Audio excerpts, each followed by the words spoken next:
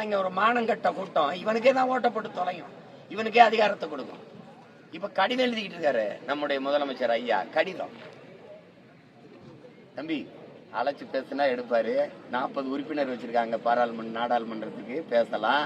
அவர்கிட்ட பேசி அந்த கச்சத்தீவு திருப்பி எடுக்கலாம்.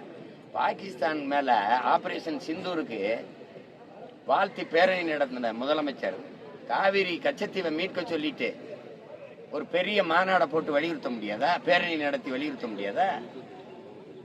சொல்லுங்க. கச்சத்தீவை கொடுக்கும் போது என்ன பண்ணிட்டு இருந்தீங்க? நீங்க எல்லாம் தானே இருந்தீங்க, உங்க ஆட்சி தானே எடுத்து கொடுத்த அம்மா அந்த கட்சியோட தானே கூட்டணி.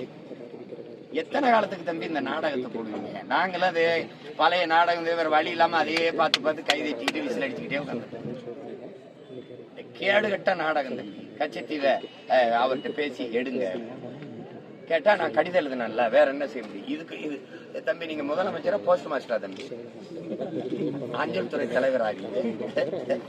அஞ்சலக தலைவரா? சொல்லுங்க. இமெயில், இன்டர்நெட், இன்ஸ்டாகிராம் அந்த காலத்துல நான் கடிதம் எழுதுறேன்னு சொல்லிட்டு இருந்தா ஏதோ போங்க தம்பி, கொடுமை நடக்குது, போங்க.